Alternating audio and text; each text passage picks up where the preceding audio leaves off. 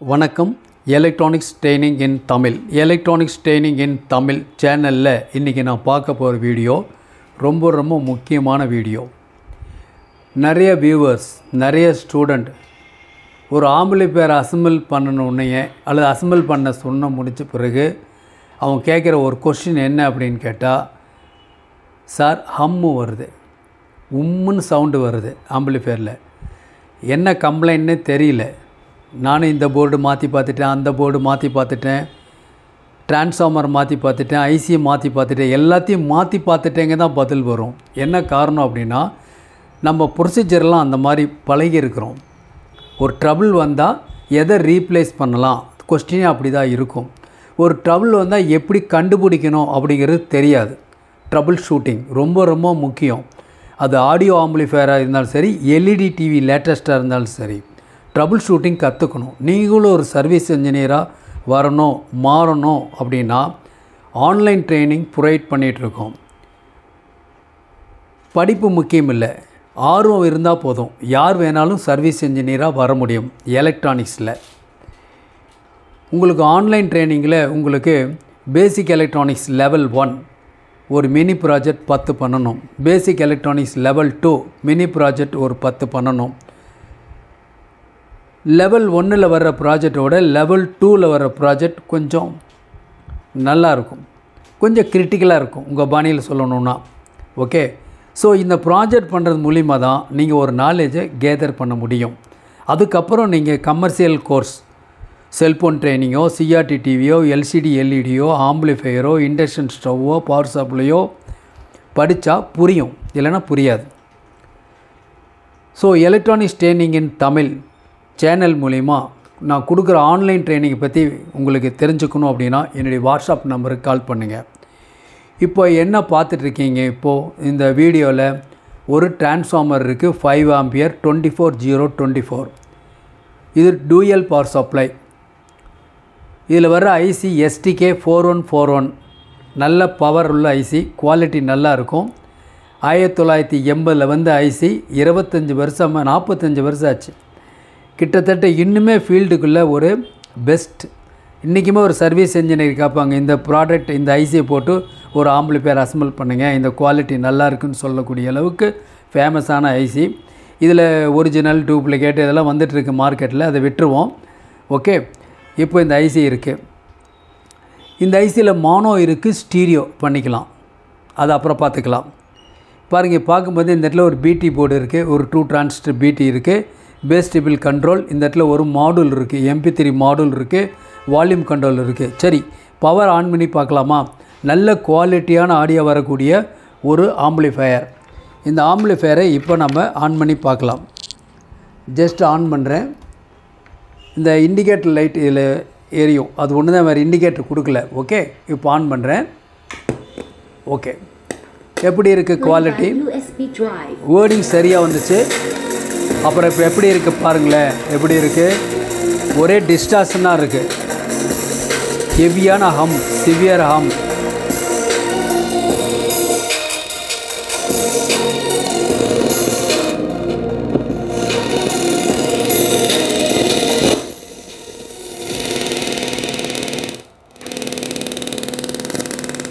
இந்த மாதிரி distortion sound வருது.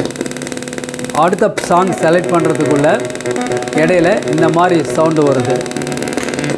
அதாவது குவாலிட்டி ஆடியோ வரல, டிஸ்டார்ஷன் வருது, லிட்டில் மோட்டார் போட்டிங், கூடவே ஹம் எல்லாமே சேர்ந்துருக்கு. இதில் பாட்டு கேட்க முடியுமா? கேட்க முடியாது. இப்படி ஒரு கம்ப்ளைண்ட்டை கஸ்டமர் கொண்டுட்டு வரார் உங்கள்கிட்ட ஒரு ஆம்பிளிஃபையர் வந்தால் குயிக்காக ரெடி பண்ண தெரியணும். ஏற்கனவே ப்ரிஸ்கிரிப்டாக உங்களுக்கு நாலேஜபிள் இருக்கணும். இந்த கம்ப்ளைண்ட்டுக்கு என்ன பண்ணணும்னு தெரியணும். தெரிஞ்சால் தான் சர்வீஸ் பண்ண முடியும். இப்போ இந்த மாதிரி கம்ப்ளைண்ட் வரும்போது உங்களுக்கு சரியான ட்ரபிள் ஷூட்டிங் தெரியல அப்படின்னா என்ன பண்ணுவீங்க? உத்தேசமாக மாற்றி பார்ப்பீங்க, எதை மாற்றினா ஒரு ரெடி ஆகும் அப்படிங்கிற மாதிரி. அந்த மாதிரி ட்ரபிள் ஷூட்டிங் வேண்டாம். ஓகே, அப்போது ஹம் வர்றதுக்கு என்ன காரணம், ஹம் எதனால் வருது, ஓகே, அதை எப்படி நம்ம அரெஸ்ட் பண்ணுறது, ரிமூவ் பண்ணுறது எப்படி, அதை பற்றிய வீடியோ ரொம்ப இம்பார்ட்டண்ட் வீடியோ. ஓகேவா? சில இது இப்போ ஃபால்ட் என்ன ஃபால்ட் அப்படின்னு தெரிஞ்சுக்கிறதுக்கு முன்னாடி நாம் சில டீட்டெயில்ஸ் தியரிட்டிக்கல் டீட்டெயில்ஸ் உங்களுக்கு தெரியணும். பார்க்கலாங்களா? இப்போ பார்க்கலாம். இப்போ நீங்கள் பார்த்துட்டு இருக்கிறது ஒரு பிளாக் டயக்ராம், சர்க்யூட் டயக்ராம். இதுதான் வந்து ஒரு பிளாக் டயக்ராம் உங்களுக்கு தெரியணும். இது பார்த்தா இதுலேருந்து primary 230 volt AC input, secondary 12 அல்லது 24 எதாக இருந்தாலும் சரி. ஓகேங்களா? 2 டயோடு யூஸ் பண்ணியிருக்கு. இது ஒரு சிங்கிள் பவர் சப்ளை. இதில் ஒரு ஃபில்டர் கெப்பாசிட்டர் யூஸ் பண்ணியிருக்கு. தென் இந்த இடத்துல ஒரு வோல்டா மீட்டர், வேணும்னா வோல்ட் எவ்வளோ வருதுன்னு பார்த்துக்கலாம், இல்லைன்னா வேண்டியதில்லை. ஓகே. தென் இந்த இடத்துல ஒரு சுவிட்சு, இங்கே ஒரு சுவிட்சு, இங்கே ஒரு சுவிட்ச் இருக்குது. சுவிட்சு இருக்கலாம், இல்லாமல் இருக்கலாம். இப்போ நம்ம எதுக்காக அந்த சுவிட்சு கொடுத்துருக்கேன் அப்படின்னா, இது ஒன்று டிஃப்ரெண்ட் லோடு அப்படிங்கிறது உங்களுக்கு காமிக்கிறதுக்காக போட்டிருக்கேன். இப்போது ஒரு ஆம்பிளிஃபையர் அப்படின்னா அதில் பார்த்தாவே தெரியும். அதில் டிரான்ஸ்ஃபார்மர் ஒரு ஏரியாவில் இருக்கும், ஆன் ஆஃப் சுவிட்ச் இருக்கும், முன்னாடி ஃப்ரண்ட்டு கண்ட்ரோல், பேக்கில் வந்து இன்புட் அவுட்புட் சாக்கெட்ஸ்லாம் இருக்கும், நடுவில் உள்ளுக்குள்ளே போர்டு இருக்கும். அதில் உங்களுக்கு வந்து ஆம்பிளிஃபையரில் ஒரு ஃபேன் இருக்கும், L1 L2லாம் மென்ஷன் பண்ணியிருக்கேன். எல்லாமே பேரலல் கனெக்ஷன். இப்போ இங்கே 12 வோல்ட் அப்படின்னா இங்கே 12 வோல்ட், 24னா 24 போகும். இந்த இடத்துல ஒரு இண்டிகேட்டர் சிம்பிளாக மென்ஷன் பண்ணியிருக்கேன் லோடுன்னு. அதுக்கு ஒரு 1K or 2.2K போட்டு ஒரு LED கொடுத்துருப்போம். அப்போது பவர் ஆன் பண்ணோன்னே இந்த இடத்துல இந்த ஆம்பிளிஃபையரில் இந்த ஃபேன் ப்ளஸ் இண்டிகேட்டர் ஒர்க் பண்ணோம். இப்போ இந்த கனெக்ஷன் க்ளோஸ் பண்ணோம்னா பக் கன்வெர்ட்டர் யூஸ் பண்ணுவாங்க, இல்லைன்னா ரெகுலேட்டர் ஐசி யூஸ் பண்ணுவாங்க.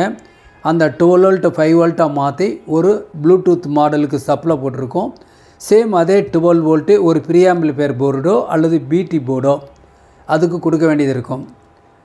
அடுத்து இந்த சுவிட்சை க்ளோஸ் பண்ணோம் அப்படின்னா பவர் ஆம்பிளிஃபையர், இந்த L5 L6ங்கிற லோடு வந்து பவர் ஆம்பிளிஃபையர் அப்படின்னா அது STK 4392 இருக்கலாம், இல்லை வேறு ஏதாவது ஒரு அவுட்புட் ஐசி யூஸ் பண்ணியிருக்கலாம். ஸோ இதெல்லாம் கலந்தது தான் ஒரு பிளாக் டயக்ராம். இப்போது இதில் ஹம் வருது அப்படின்னா ஹம் எதனால் வருது அப்படின்னு தெரிஞ்சால் தான் அதை எப்படி ரிமூவ் பண்ணுறது அப்படிங்கிற ஒரு ஐடியா நமக்கு கிடைக்கும். ஓகே. எலக்ட்ரானிக்ஸ் இன் தமிழ் சேனலில் உங்களுக்கு டெய்லி வீடியோ அப்லோட் பண்ணிகிட்ருக்கோம். இந்த வீடியோ உடனுக்குடன் வந்து சேரணும் அப்படின்னா லைக் பண்ணுங்கள், ஷேர் பண்ணுங்கள், சப்ஸ்கிரைப் பண்ணும்போது மறக்காமல் பெல் பட்டன் ப்ரெஸ் பண்ணுங்கள், கூடவே ஆல் செலக்ட் பண்ணுங்கள். அப்போ தான் நாங்கள் அப்லோட் பண்ணக்கூடிய ஒவ்வொரு யூஸ்ஃபுல் வீடியோ உடனுக்குடன் வந்து சேரும். எலக்ட்ரானிக்ஸ் ட்ரைனிங் இன் தமிழ் சேனலுடைய நோக்கம் வியூவர்ஸ் ஒவ்வொருவரும் சர்வீஸ் இன்ஜினியராக மாறுவீங்கன்னு நம்பிக்கை இருக்குது. தொடர்ந்து வீடியோஸ் பாருங்கள். முடிஞ்சவங்க ஆன்லைன் ட்ரைனிங்கில் ஜாயின் பண்ணுங்கள். நிறைய கோர்சஸ் இருக்குது, படித்து வச்சுங்க. ஒரு தொழில் கையில் இருக்கும், அது குறிப்பாக எலக்ட்ரானிக்ஸ் பேஸ்டு இருந்தால் ஃபியூச்சர் நல்லாயிருக்கும். ஓகே. இதுதான் பிளாக் டயக்ராம். இதில் ஹம் வருது அப்படின்னா என்ன காரணமாக இருக்கும்? ஃபஸ்ட்டு பவர் சப்ளை எடுத்துக்கலாம். பவர் சப்ளை மூலிமா ஹம் வருமா அப்படின்னு கேட்டால் வர்றதுக்கு வாய்ப்பு இருக்குது.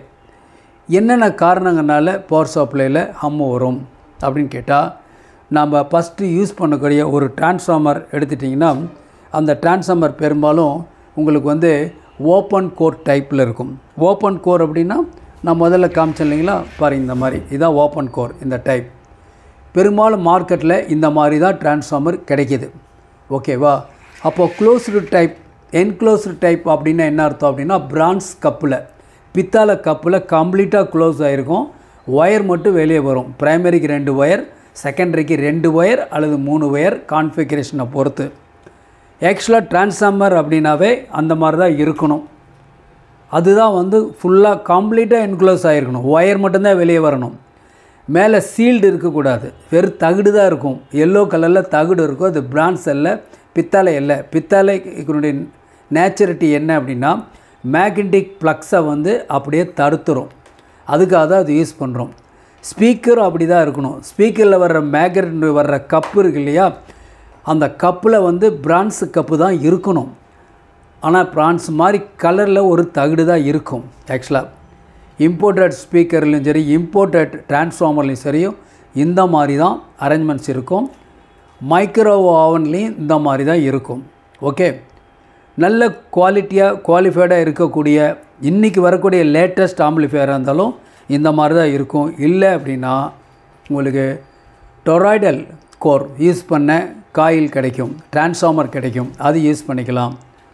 அப்போது மார்க்கெட்டில் கிடைக்கிறத நம்ம யூஸ் பண்ண முடியும். பட் இந்த டிரான்ஸ்ஃபார்மர்னாலையும் ப்ராப்ளம் வர்றதுக்கு வாய்ப்பு இருக்குது. இந்த டிரான்ஸ்ஃபார்மரில் பார்த்திங்கன்னா என்னென்ன கம்ப்ளைண்ட் வரும் அப்படின்னு கேட்டால், இதில் இருக்கக்கூடிய இந்த நட்டு போல்ட்டு டைட் பண்ணியிருக்கு இல்லையா, அந்த கோர், இது சிலதில் லூஸ் ஆயிரும். அதனால் ஹம் வர்றதுக்கு வாய்ப்பு இருக்குது, பர்ன்னு சவுண்ட் வர்றதுக்கு வாய்ப்பு இருக்குது. இந்த ஈகோர் ஐகோர் ப்ரொவைட் பண்ணதுக்கு பிறகு மேலே பேஸ்ட் அப்ளை பண்ணியிருப்பாங்க. அந்த பேஸ்ட் குறைஞ்சிட்டாலும் நாளடைவில் வைப்ரேட் ஆக வாய்ப்பு இருக்குது. இதில் வரக்கூடிய காயில் பியூர் காப்பர் இல்லாமல் ஒருவேளை அலுமினியம் மிக்சடு அல்ல அலுமினியம் காயிலாக இருந்தாலும் ஹம்மு வர்றதுக்கு வாய்ப்பு இருக்குது. அது மட்டும் இல்லை, இந்த ஆம்பிளிஃபையர்னுடைய இன்னர் வயரிங் பண்ணுறீங்க இல்லையா, இந்த வயரிங்கில் வரக்கூடிய ஒயர் எல்லாமே நல்ல குவாலிட்டி ஒயராக இருக்கணும். ஒயர் குவாலிட்டியாக இல்லைன்னாலும் ஹம்மு வர்றதுக்கு வாய்ப்பு இருக்குது. இதில் போகக்கூடிய ஒயரிங் எல்லாம் ஒவ்வொரு போர்ட்டுக்கும் ஓவர்லேப் ஆகி போனாலுமே ஹம்மு வர்றதுக்கு வாய்ப்பு இருக்குது. நல்ல திக்கு ஒயராக யூஸ் பண்ணணும். உதாரணமாக 7/36 ஒரு ஒயர், நம்ம ரிப்பன் ஒயர்னு சொல்லுவோம் இல்லையா, அது இருக்குது. லைட்டுன்னு சொல்லுவோம். இன்னொன்று அதிலே ஹெவி 14/36 36 கேஜ் உள்ள கம்பி 14, 36 கேஜ் உள்ள கம்பி 7, இப்படி தான் கணக்கு. ஓகேவா? பொதுவாக 1² mm எல்லா ஒயரும் கம்ப்ளீட்டாக யூஸ் பண்ணால் நல்லாயிருக்கும். இப்போது ஒரு டிரான்ஸ்ஃபார்மர்னால் வரக்கூடிய கம்ப்ளைண்ட் எல்லாமே உங்களுக்கு நான் சொல்லிகிட்ருக்கேன். டிரான்ஸ்ஃபார்மர்னால் வரணும். இப்போ என்னென்னலாம் சொல்லியிருக்கேன். ஒன்று, கோர் ப்ராப்ளம் வரலாம், வைண்டிங்கில் ப்ராப்ளம் வரலாம். ஓகேவா? Sealed arrangement, sealed transformer use பண்ணுங்கன்னு சொல்லியிருக்கு. இது இல்லாமல் நெக்ஸ்ட்டு என்ன வரும் அப்படின்னு கேட்டால், அடுத்து இந்த கெப்பாசிட்டர், மெயின் ஃபில்டர் அப்படின்னு சொல்லுவோம். இதில் 2200 MFD 25 or 35 வோல்ட் இந்த கெப்பாசிட்டி யூஸ் பண்ணியிருக்கு. ஓகேவா? அப்போது இன்றைக்கி பார்க்குற இந்த வீடியோவில் ஃபஸ்ட்டு வந்து ஒரு ஓவரால் ஸ்கெட்சு உங்களுக்கு நான் கொடுத்துருக்கேன். என்ன கொடுத்துருக்கேன்னா, இதுதான் ஒரு பிளாக் டயக்ராம். இது வந்து சிங்கிள் பவர் சப்ளை. இதுவே டூயல் பவர் சப்ளையாக இருந்தாலும் எப்படி இருக்கும், அவுட்புட்டில் இந்த மாதிரி தான் லோடு நாம் டிசைன் பண்ணியிருப்போம். எல்லாமே பேரல் கனெக்ஷனாக தான் இருக்கும். ஓகேவா? ஸோ இப்போ என்ன பண்ணியிருக்கோம், ஹம் நீங்கள் பார்த்துட்டீங்க, கேட்டுட்டீங்க. வெரி சிவியராக டிஸ்டார்ஷன் வித் மோட்டர் போட்டிங்கெலாம் வருது இல்லையா, இதை எப்படி சால்வ் பண்ணுறது அப்படிங்கிற பற்றிய வீடியோ இன்றைக்கி. நாளைக்கு இந்த வீடியோ பார்ட் 2 கண்டினியூஷன் இருக்கும். நாளைக்கு ரிமைனிங் சில டேட்டாஸ் உங்களுக்கு நான் கொடுக்குறேன். தேங்க்ஸ் ஃபார் வாட்சிங் திஸ் வீடியோ. தொடர்ந்து வீடியோஸ் பாருங்கள். ஓகேங்களா? நாளைக்கு இன்னொரு கான்செப்டோட இதனுடைய கண்டினியூஷன் பார்க்கலாம்.